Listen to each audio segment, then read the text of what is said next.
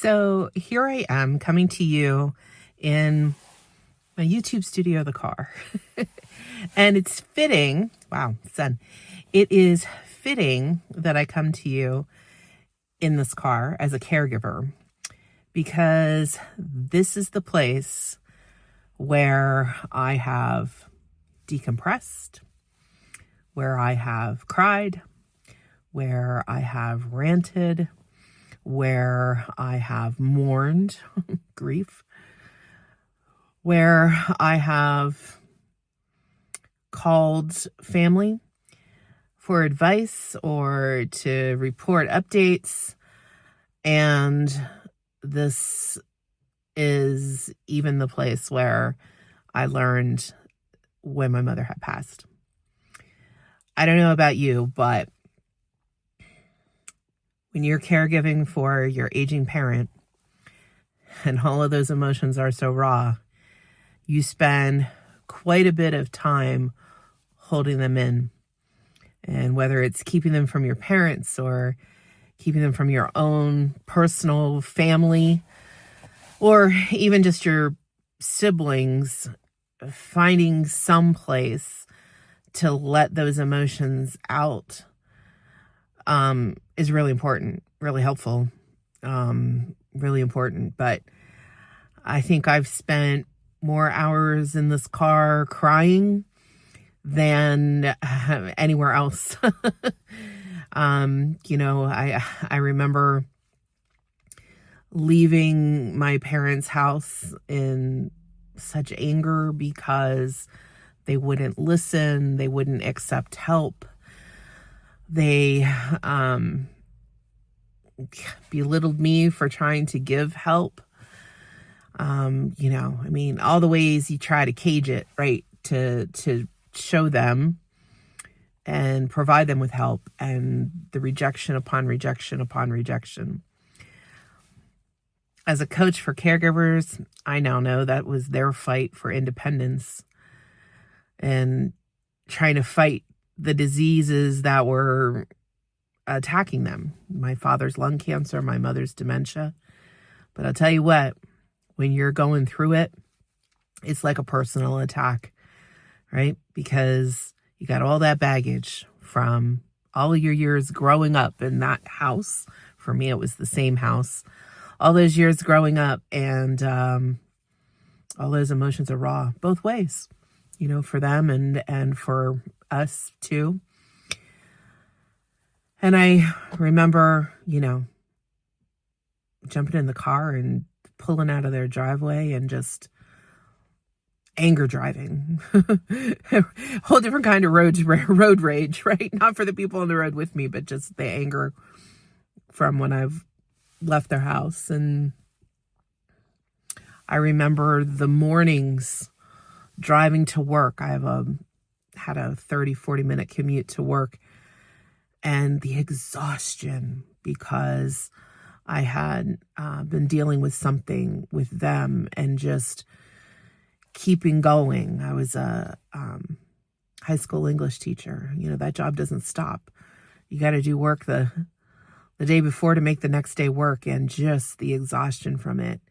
And I would cry my way to school and didn't have a whole lot of patience for my students on many days.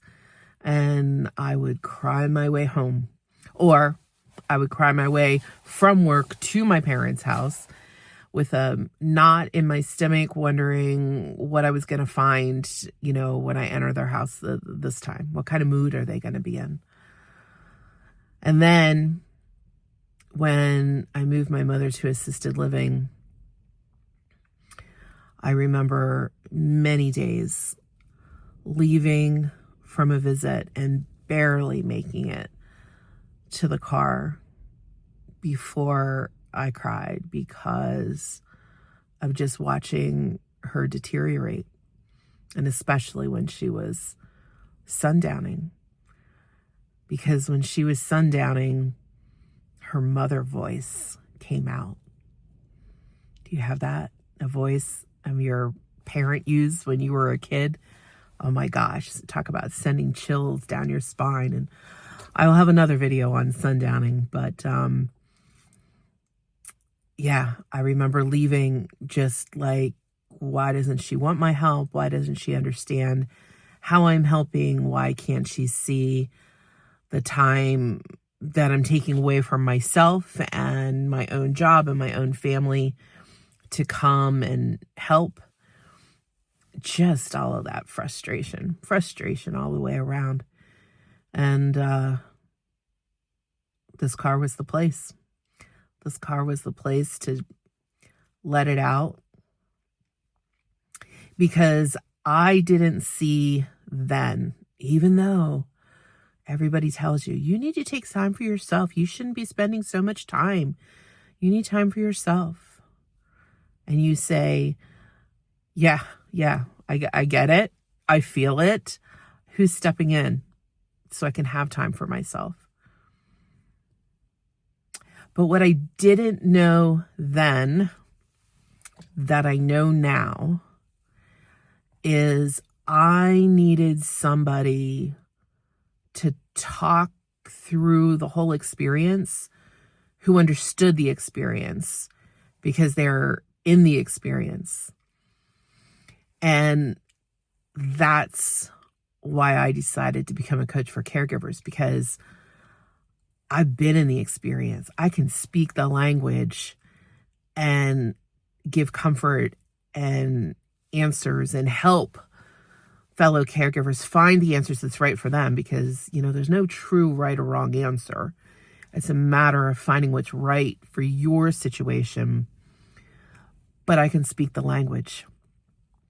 I mean, I even remember going to a counselor, a couple actually, and neither of them, there were two specific ones, neither of them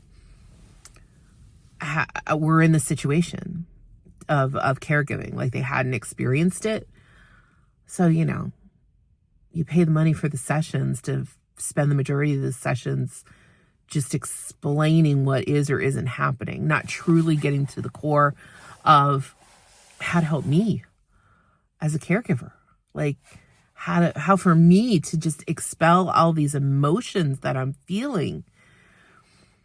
I will say, though, going back to my car, my YouTube studio in the car, I will say, though, that one of them told me, because I was so emotionally spent that I would just cry and cry and cry to and from work. Like, I just couldn't get it together. It would come upon me, because I think I just held it in so much from everybody that this was the only place that I was alone, between here and the shower, right?